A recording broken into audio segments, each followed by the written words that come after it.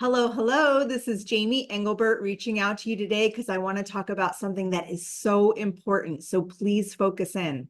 Today, we're talking about cybersecurity.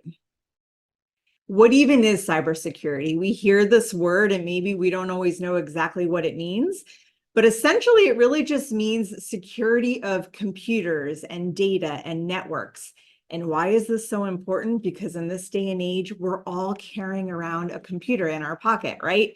We have it right at our fingertips at all times. So it's very important that we take very good care to be cautious of what's going on our little computers or our phones or whatever you want to call them. Let's talk about cyber attacks. So, there's people out there, we can call them hackers or we call them bad actors. These are people who really are just aiming to attack our information.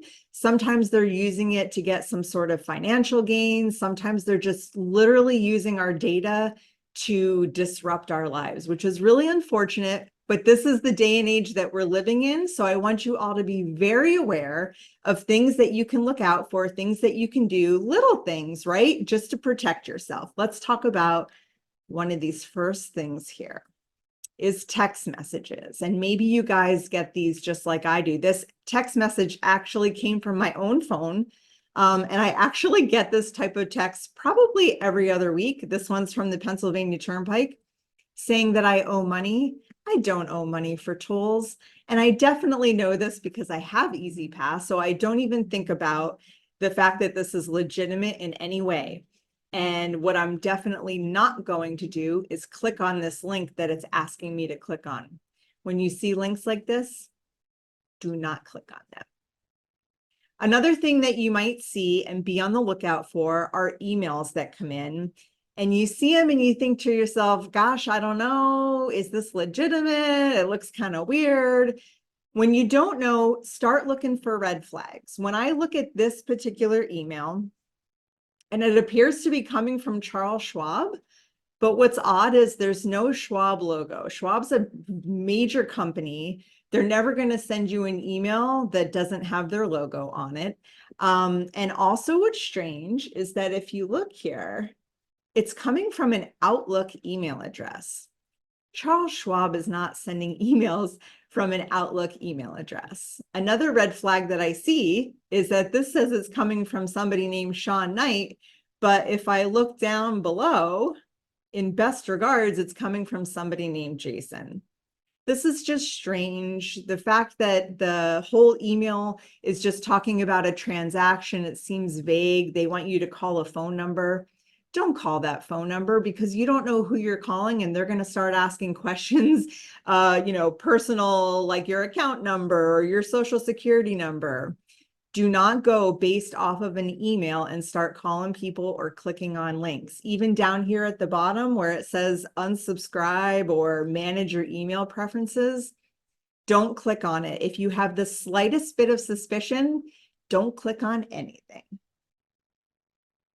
Let's talk about a phone call that you might get. I know you guys, some of you have received these phone calls because you call us and you tell us about them. The IRS, they're never going to call you. If something's wrong with your tax return, you know it. The IRS is going to mail you a letter to your home address. They're never going to call you on the phone. If you get a phone call like this, do not give out your social security number, right? Because that's what we use to file our taxes. Don't give it over the phone. How about Microsoft? I know definitely some of you have received this type of a phone call. And we all use Microsoft. So when somebody like this calls to say we're trying to update your software or something like that, it might be easy for us to be trusting.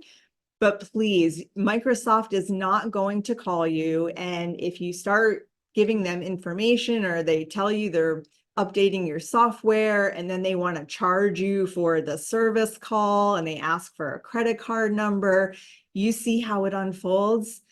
Be on to them because this is just a bad actor calling you. This is not legitimate and you don't want to give out your information. Sometimes even I'll get a phone call from a credit card company and it seems strange to me right off the bat when I know it's not my credit card company. So when they start phishing for information, you want to be cautious, you want to be leery, and you don't want to give out any of your personal information. Here's one that's been popping up a lot lately, and it's happening on social media. Let's just talk specifically about Facebook Marketplace, right? We see things, we get all excited. Maybe there's a handbag and it looks like it's a really great price. And you think, oh, I have to have this, I'm going to buy it.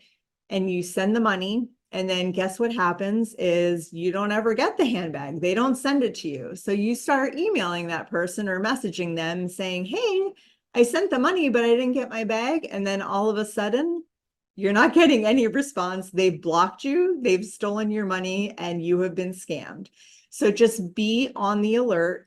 If it looks too good to be true, it probably is. So stay away from this. Here's what you should do.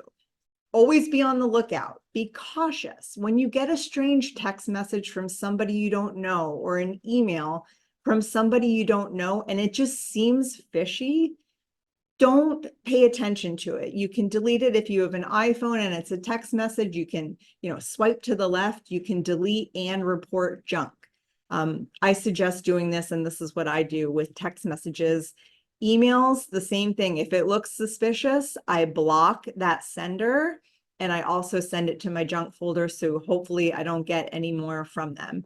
And when you get these type of correspondence, don't click on the links. That's how they get you. In a text message or an email, they try and lure you in. Oh, click on this link. There's something for you to do. Don't click on that link, especially if you're not trusting. And if you're on the phone, don't give out your personal information, right? If you have something to do, you make the phone call to your provider, whether it's your credit card or, your bank account or whatever it is. You make the phone call. Don't take a phone call and start giving out information. What we have nowadays is a lot of times you can just log in and look at your account online, and there's obviously an alert there for you. They have a message saying, oh, there's something for you to do. So don't go based off of that text you get, that phone call you get, or that email that you get. Instead, you go to those accounts, log into your credit card, log into your bank account, see if there's any messages or something for you to do. And here's a couple tips and tricks of things that we like to do to just protect information, and we want you to know them so that you do them too. When we send an email, let's say we want to send back and forth, maybe it's an account number or it's a social security number, or we're sending enrollment forms or applications or things like this back and forth through email. Don't just use regular email. Regular email is not safe. If anything, use an encrypted email or a secure email. If you're working with us, that's what we do. We'll send you a secure email and we'll say, hey, whatever you're trying to send us, use this particular email to reply and attach that document, and we're happy to review it. Don't use regular email to send your personal information because it's not safe. What is safe, ironically, is sending a fax. Fax machines still, we use them today. Why? Because they are one of the safest ways to send information. So, hey, if you got it, use it because it's going to be safe. And nowadays, everybody's got a portal, right? Your doctor has a portal. If you have a Schwab account, they've got their own portal. If you have one of your retirement plans, they have their own secure portal. And many times when you log in, like I said, if there's something for you to do, there's going to be an alert there for you to act on. If you have to upload documents, there are secure portals. I know CPAs use secure portals now. So just whatever you do, if you're going to send information through email, make sure it's not important with account numbers or your social data. Another thing is, right, because we have all these portals to log into, use strong passwords. Don't just use ABC123 or, something like that. Make it a long password. Use characters, use numbers, use letters, some capitalized, whatever you can do. And I know it's kind of a pain to keep track of all the passwords. But this is what you want to do to help protect your information. So just be mindful of that. Also, when you log into some things, it'll ask you security questions, right? There's always like a couple, right? You have to choose what's your pet's name, right? Maybe your pet's name is Fluffy, but oh, hey, on my Facebook page, I've posted 100 things about my pet named Fluffy. So you have to keep in mind that bad actors are bad actors and they're thinking ahead of you. So maybe you want to be a little more stringent on the security questions that you pick, so that you have to be mindful of information that you've shared out there that might be out there, like, oh, my alma mater is this, and the mascot was this. Be a little more mindful when you're choosing those security questions, so that you're not using information that you've already shared out there in the world. There are softwares that you can use. I know we use Malwarebytes to protect our computers, but there's, Norton antivirus. There's many softwares that you can use on your computer to protect your information. And guess what? At some point, you may have a data breach somewhere. Sometimes the client will reach out to us and let us know, hey, somewhere else at my bank or something, that I've had a data breach, and they're like, I don't know what to do. And people are always panicked because it's unsettling. And we try and put them at ease and offer some tips and tricks of what you can do. So the first thing you want to do is tell all the appropriate people, right? You're calling your bank or your credit card or whatever it is. Next, just go right ahead and update your password right away, so that whatever it is that, if somebody's in your information, quick change the password so they can't get back in again. Also use two-factor authentication, enable it for everything.